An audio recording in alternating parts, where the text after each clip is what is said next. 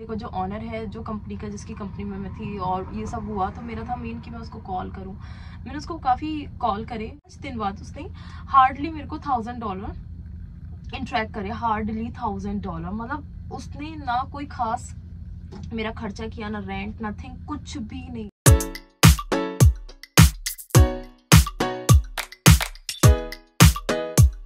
मैंने जो last video record करी थी अपने एक्सीडेंट से रिलेटेड, कि मैं उसके आगे ही कंटिन्यू कर रही हूँ इस वीडियो को। इसमें मैं आपको बताऊंगी कि आगे एग्जैक्टली मेरे साथ हुआ क्या।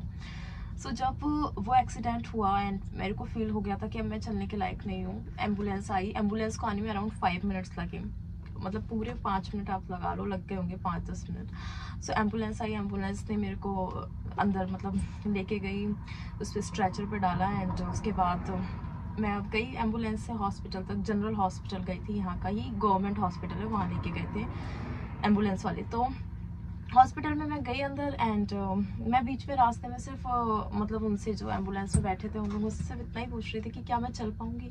मतलब मेरा एक ही क्वेश्चन था कि क्या मैं कितना, अगर वो कहते हाँ आप चल पाओगे, तो मैं कहती कितने दिनों में, कितना टाइम लगेगा चलने के लिए। मतलब मेरे को तो सारी होप ही खत्म हो गई थी ना उस टाइम पर, बिकॉज मुझे कोई आइडिया नहीं था कि मैं चल भी पाऊंगी या नहीं, या कितने टाइम में चल पाऊंगी। उसके बाद मेरे माइंड में ये था कि मैं पहले कॉल किसको करूँ। तो मेरे कुछ फ्रेंड्स हैं जो उसी जगह पे डाउनटाउन में ही रहते हैं, मैंने उन लोगों को कॉल किया और मैंने बताया कि ऐसे ऐसे करके मेरा एक्सीडेंट हो गया है। तो उसके बाद उन लोगों ने पूछा कि अच्छा कौन से हॉस्पिटल में, मैंने जनरल हॉस्पिटल लेके जा रहे हैं। फिर मेरे को आया माइंड में कि मैं अपने मम्मी पापा को बताऊं, बट पहले मैं सोचा कि वो घबरा जाएंगे, या ऑब्वियसली घबरा जाएंगे बहुत ज़्यादा ना। बट फिर भी मैंने उनको उधर रात के अराउंड आई थिंक 1-1:30 बज रहा होगा, यहाँ पर 3 बज चुके थे इन सब चीज़ों के बीच बीच में, तो अराउंड 2:30-3 बज गए होंगे यहाँ पर भी।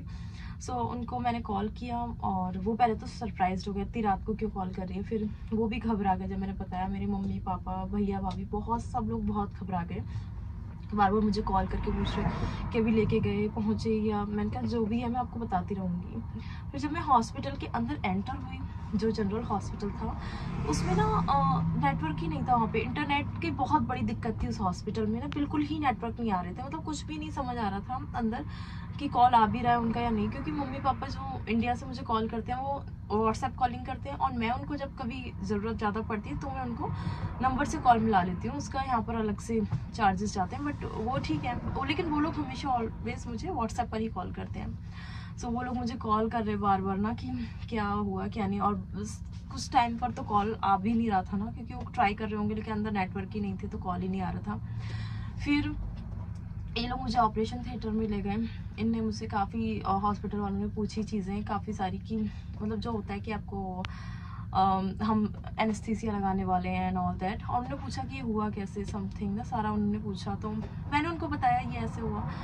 उसके बाद वो लोग मेरे को ऑपरेशन थिएटर में लेके गए एंड बहुत सारी मेरे को ना इंजेक्शन्स लगाए, बहुत सारे। तो मतलब मेरे को इतना याद है कि बहुत सारे इंजेक्शन्स लग रहे थे।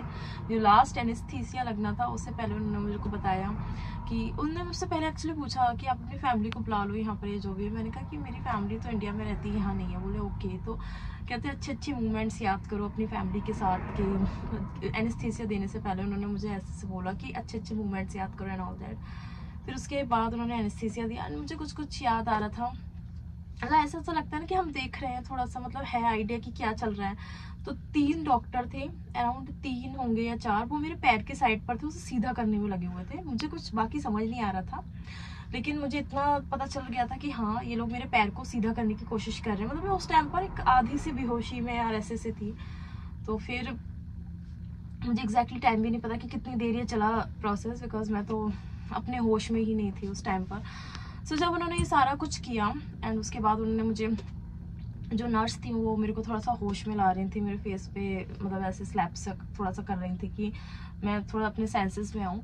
एंड उसके बाद इन लोगों ने मेरे को एक एक्सरे का जो रूम होता है वहाँ ले गए। वहाँ पर उन्होंने मेरे काफ़ी एक्सरे करे ना पैर के। इस बीच में जो वो लड़का था जिनके साथ में ये सारा वो देख रही थी, मतलब कर रही थी ट्रेनिंग, एक तरह से समझ रही थी कैसा काम है, तो उनका भी मुझे बहुत कॉल आ रहे थे। एंड वो बोलते कि कंपनी के थ्रू, मतलब हम गए थे, जिस कंपनी का ऑनर था जिसने भेजा था हमको साथ में, बोलते कि उससे बात हुई है, वो कह रहा है कि मैं सारे खर्चे उठाऊंगा लड़की के, और जितना भी उनका मंथली जो भी एक्सपेंसेस रहते हैं मैं सारा उनको पे करूंगा, ऐसा बोला कंपनी के ऑनर ने जो था वो।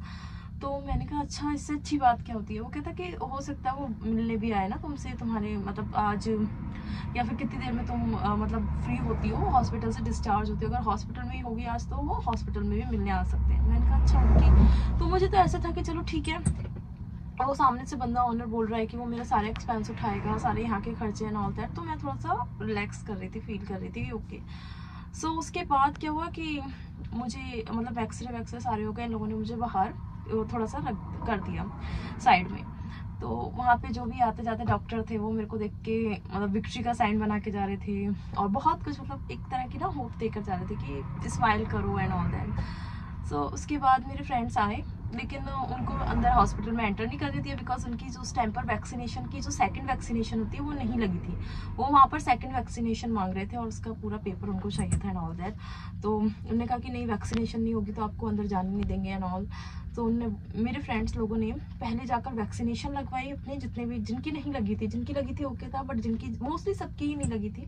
सो वो लोग पहले गए हॉस्पिटल में, जहाँ पर एक दूसरी जगह पे सेंटर में, हॉस्पिटल से दूसरे सेंटर में गए जहाँ पे वैक्सीनेशन लगाई जा रही थी। तो वहाँ से वैक्सीनेशन सेकंड लगवा के आए अपना नंबर करके। तो काफ़ी टाइम लग गया उन लोगों को ना अपना वैक्सीनेशन करवा के फिर वापस आने में, और मुझे भी उन्होंने बहुत टाइम तक बैठा के रखा। अब मेरे को प्यास लग रही थी, अंदर वो मुझे पानी नहीं दे रहे थे, बिकॉज उनको था कि मेरे ना पैर में जो हुआ है इतना बड़ा फ्रैक्चर, इसमें मेटल डलेगा, क्योंकि मेरी एंकल ब्रोक हो चुकी है। इनको 100% था कि एक बड़ा ऑपरेशन होने वाला है, सो हम अभी पानी वानी नहीं देते।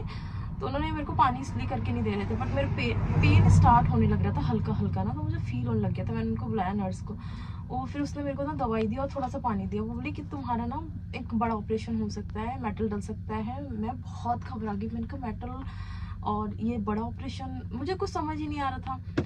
तो वो बोलते हैं कि बस हम एक्सरे का वेट कर रहे हैं कि एक्सरे आ जाए सारे, फिर हम आगे देखते हैं कि कैसे क्या मतलब करना है हमको। उसके बाद उनका मेरा एक्सरे आया तो काफ़ी मतलब रात के 10-11 बज रहे थे, अराउंड 10-10:30। वो बोलते कि फिर डॉक्टर ने मेरे को ना अपनी जो उनका वो होता है एक, जहाँ पर पट्टी वट्टी सारा कुछ करते हैं, तो अंदर उस रूम में लेके गए मुझे। तो डॉक्टर बोलता है यू आर वेरी लकी कि तुम्हारा कुछ भी इतना मतलब मेजर नहीं हुआ है, मतलब कटा तो बाहर से है सब कुछ, बट हड्डी पर उतना कोई असर नहीं आया है। सो एंकल में फ्रैक्चर तो हुआ है, बट वो प्लास्टर से ठीक हो जाएगा, उसके लिए हमें मेटल डालने की ज़रूरत नहीं है, एक्सरे में ऐसे आया है। तो मैं बहुत खुश हो गई, मैंने कहा चलो थैंक गॉड। लेकिन मेरे पैर बीच में से ना बहुत ज़्यादा हिस्से में कटा हुआ था, तो वहाँ पर उन्होंने खींच के ना दोनों तरफ से बहुत कस के स्टिचेस लगाए थे, बिकॉज ना उन्हें काफ़ी खींचना पड़ा मेरे पैर को ऐसे करके दोनों मिला के, फिर उनको स्टिचेस लगाने पड़े। आई थिंक 12 या 13 स्टिचेस आए थे मेरे पैर पे, पूरी ऐसे एक लाइन बनी थी। सो उसके बाद उसके ऊपर प्लास्टर चढ़ा, सब कुछ चढ़ा के उन्होंने बोला कि ठीक है। अब जब बात आई पेमेंट की, तो वो बोलते कि आपका मतलब इतना इतना बिल है। तो अब मैं सोच रही कि पेमेंट का तो उसने बोला था, जो ऑनर था, कि मैं दूंगा, बट वो अभी तक कुछ भी उसका अता पता नहीं था ना, मेरे को कोई कॉल आया था। बस उस लड़के के थ्रू उसने बताया कि ऑनर ने बोला है कंपनी के कि तुम्हें तुम्हारा जितना भी है सब कुछ पे करेगा। और मैंने उसको कॉल किया, मैंने कहा ऐसे ऐसे करके, और मेरा उस टाइम पर जो बिल बनाया था इन्होंने 1100 का था, मतलब $1100 का था। सो उन्होंने, मैंने कहा उनको कॉल करके, वो कहते कि ऐसा उन्होंने बोला तो है, अभी तुम देख लो, बाकी वो बाद में पे कर देंगे। फिर कैसे तैसे मैंने कहा ओके फाइन, अब करना तो है ही ना ऑब्वियसली, अब ऐसे तो वो जाने भी नहीं देंगे हॉस्पिटल वाले। सो उसके बाद मैं अपने घर आई और कुछ मेडिसिन दी थी डॉक्टर ने, एंड मुझको ना वो दिया था जो क्रचेस होते हैं वो दिए थे, एंड मुझको मेडिसिन लिखी थी कुछ जो फार्मेसी से लेनी थी, डॉक्टर ने लिख कर दी थी। तो वो सारी मेडिसिन ली, और मेरे फ्रेंड्स आ गए थे, उन लोगों ने मेरे को हेल्प करी उठने में, कार तक लेके, और फिर घर तक लेकर आए सारा कुछ। तो जहाँ पहले मैं मतलब फ्रेंड्स लोग थे जिन्हें हेल्प करी मेरी, और मैं चलने के लिए मतलब उस हालत में तो थी नहीं उस टाइम पर। मेरे लिए मेडिसिन लेना एंड ऑल दैट, तो बहुत मैं मतलब थैंकफुल थी कि चलो मेरी केयर करने के लिए कोई है। एंड उसके बाद मैंने कैसे तैसे अपनी मतलब दिन काट रही थी। उस पर ना फिर मेरा मेन था फोकस कि मैं उस बंदे को, जो ऑनर है जो कंपनी का, जिसकी कंपनी में मैं थी और ये सब हुआ, तो मेरा था मेन कि मैं उसको कॉल करूं। मैंने उसको काफ़ी कॉल करे, काफ़ी मैसेजेस करे, बट उसका कोई खास रिस्पॉन्स नहीं आया। मतलब जितना उसका वो था, वो जैसे वो लड़का बता रहा था कि उसने बोला कि वो सारे पे करेगा, ये करेगा, और उस टाइम पर उसका कोई खास रिस्पॉन्स नहीं था। बट आई थिंक मेरे ख्याल से 2-4-5 दिन बाद उसने हार्डली मेरे को $1000 इंटरेक्ट करे, हार्डली $1000। मतलब उसने ना कोई खास मेरा खर्चा किया, ना रेंट, नथिंग, कुछ भी नहीं। मतलब उसने इवन कांटेक्ट करना ही मेरे ख्याल से मेरा नंबर ही मे बी उसने डिलीट कर दिया वो समथिंग। सो इस तरह उसने किया। कितना बड़ा एक वो था कि जब मैं अंदर थी हॉस्पिटल में, तो उस लड़के का कॉल है, उसने कहा कि उसने मेरे को 4 बार कॉल करके कहा है कि मैं उसका सारा खर्चा उठाऊंगा, ये फलाना ठिकाना, उसकी ग्रोसरी एंड ऑल दैट। और अब उस टाइम पर जब मैं उसको पर्सनली बोली कि ठीक है मतलब इतना इतना खर्चा हो, ये उसने $1 देने का, मतलब रुपया छोड़ो, $1 देने का वो नहीं करा कि हाँ चलो $1 भी दे दूं मैं इसको कि क्या है, बस $1000 दिए, जस्ट दैट्स इट। उसके बाद कुछ भी नहीं, ना उसने कोई कांटेक्ट करने की कोशिश करी, नथिंग। सो मेरे लिए बहुत हार्ड था वो time as a financially, because मैं चल नहीं सकती, उसने पैसे दिए नहीं, बट कैसे तैसे सर्वाइव किया। एंड 4-5 महीने में बस ऐसे था कि बैठी लेट सकती हूँ, बैठ भी नहीं सकती थी ज़्यादा, पैर बिल्कुल ही स्ट्रेट रखना होता था। और उसके बाद तो मेन खर्चा तब आया जब मेरे को डॉक्टर के अपॉइंटमेंट्स, डॉक्टर का कॉल आने लग गया मेरे को कि आपके अपॉइंटमेंट्स हैं, आपको आना पड़ेगा। अब जब, बिकॉज मैं स्टूडेंट हूँ, मेरी प्राइवेट इंश्योरेंस थी, मेरे पास कोई वो नहीं था कि जो मतलब इनका गवर्नमेंट का कार्ड होता है, बिकॉज स्टूडेंट को नहीं मिलता health card and all that. उसमें ये होता है हेल्थ कार्ड में आपकी फ्री होती है डॉक्टर की फीस। तो डॉक्टर जितनी बार मेरे को बुलाता था उतनी बार $200-250 का फीस लगती थी। गवर्नमेंट हॉस्पिटल में $200-250 फीस लगती थी यहाँ पर। सो और मैंने ना ये जितना क्लेम करा, मैंने अपनी प्राइवेट इंश्योरेंस जो मेरी खुद की थी, स्टूडेंट जो इंश्योरेंस होती है, तो मैंने जितना अपना क्लेम करा था वो मुझे इंश्योरेंस ने बहुत टाइम बाद, अराउंड 4 से 5 महीने बाद रिटर्न करा। उस टाइम पे कोई रिटर्न नहीं था, मतलब ऐसा था कि आप बिल पे कर दो, फिर बिल लगा दो, उनकी एप्लीकेशन में अपलोड कर दो और उसके बाद वो पे करेंगे। 4-5 महीने बाद उन्होंने पे करा। एंड बहुत मुश्किल था वो टाइम, बहुत, बिकॉज यहाँ पर डॉक्टर की फीस, अगर आपके पास हेल्थ कार्ड नहीं है तो 200-250 एक बार में रखवाते थे वो, एक बार में पूरे $200-250। सो बहुत टफ था उस टाइम पर। एक्चुअली जब एक्सीडेंट हो गया उसके बाद खर्चा स्टार्ट हुआ, जब डॉक्टर का एवरी सेकंड वेडनेसडे वो कॉल करके पूछते थे, कहते थे कि आपकी अपॉइंटमेंट है, आ जाओ। फिर मेरा उन्होंने प्लास्टर उठा के हटा दिया, उसके बाद जो वो होता है एयर शूज़ होता है जिसमें मतलब काइंड ऑफ प्लास्टर सा होता है, उससे उन्होंने कहा फिर आप थोड़ा थोड़ा इससे चलना स्टार्ट करो। फिर मैंने चलना धीरे धीरे स्टार्ट किया, बट इन सारे प्रोसीजर में 3 से 4 महीने तो आराम से लग गए। 4 महीने में बिल्कुल भी नहीं ढंग से चल पाई कुछ भी। एंड मैं हूँ प्योर वेजिटेरियन, तो मैं नॉनवेज तो खाती नहीं हूँ। लोग मुझे कहते थे कि नॉनवेज खाओ, वो हील करेगा जल्दी, हड्डी को हील करता है नॉन, है ना, जैसे कि बहुत सारे लोग बोलते थे चिकन का सूप पियो फलाना। मैंने कहा मैं पी नहीं सकती, बिकॉज मैं प्योर वेजिटेरियन हूँ। मैंने कभी अपनी ज़िंदगी में नॉनवेज को हाथ नहीं लगाया, कभी इवन अंडा नहीं खाया, तो फिर मैं कैसे ये खा सकती हूँ ना चिकन विकन, तो मैंने नहीं खाया। अब उस मतलब प्रोटीन के लिए मैंने पनीर खाना स्टार्ट कर दिया, टोफू होता है वो खाना शुरू कर दिया, काफ़ी सारा पनीर खाने लग गई मैं, बिकॉज मैं वेजिटेरियन हूँ। तो मैं तो अंडा भी नहीं छूती और ना ही मैं वो खाती, चिकन विकन खा ही नहीं सकती। इवन अंडे की स्मेल मुझे पसंद नहीं, तो चिकन तो बहुत ही दूर की बात है। सो बहुत मतलब मैंने ऐसे पनीर खा के ये करके, तो फिर उस टाइम पर ना मेरा वेट काफ़ी गेन हो गया, काफ़ी बढ़ गया वेट। एंड उसकी वजह से फिर थोड़ा मतलब उतना टाइम उधर आने में, कंट्रोल करने में बहुत टाइम लगेगा।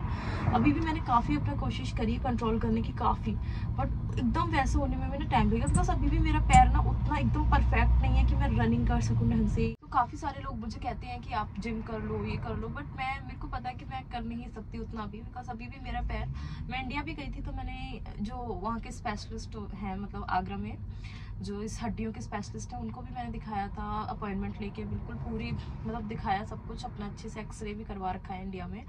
उनका यही है कि सब कुछ ओके है, फाइन है, बट अगर जैसे मतलब इस पर मेरी बहुत स्वेलिंग आती थी पहले ना, पैर पे बहुत ज़्यादा वाली स्वेलिंग, अभी तो कम होने लग गई है। अब धीरे धीरे वो बोलते हैं टाइम टू टाइम, मतलब जैसे टाइम बीतता जाएगा वैसे आपका पैर ठीक होता जाएगा। और इसी वजह से ना मेरे पैर पर पीछे एक इतना बड़ा मतलब स्कार है, बहुत काफ़ी बड़ा है।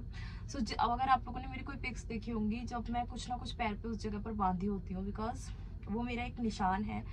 तो यहाँ के डॉक्टर्स ने तो मुझे प्लास्टिक सर्जरी रिकमेंड करी थी, बट मैं नहीं करवाती वो प्लास्टिक सर्जरी, बिकॉज उसमें भी तो ये होता है कि कहीं और से वो स्किन लेके वहाँ लगा देंगे। सो मैंने प्लास्टिक सर्जरी का सोचा ही नहीं, मैं इस पर जो हमारा कोकोनट ऑयल होता है उसको यूज़ करती हूँ।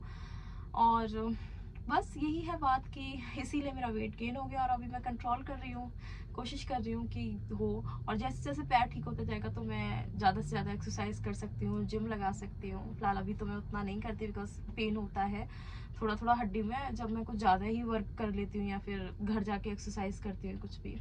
हाँ, वो यही था कि कंपनी ने काफ़ी मेरे साथ धोखा दे दिया बिकॉज उसने जब उस टाइम पर मुझे बोला कि मैं तुम्हारा सारा पे करूँगा और फिर किया नहीं। अभी काफ़ी लोगों का ये भी होगा कि आपने उसके ऊपर केस क्यों नहीं किया है कुछ भी, बिकॉज मैं परमानेंट रेजिडेंट नहीं थी। तो मुझे काफ़ी लोगों ने डराया भी कि तुम अगर करती हो उस कंपनी पर केस या ये सब कुछ तो तुम्हें उल्टा काफ़ी महंगा पड़ सकता है लॉयर करना ये सब। मतलब मुझे काफ़ी लोगों ने यही एडवाइस किया कि रहने दो, मत करो, बिकॉज अभी तुम स्टूडेंट हो, अभी जस्ट वर्क परमिट पर आने वाली हो और स्टूडेंट हो तो रहने।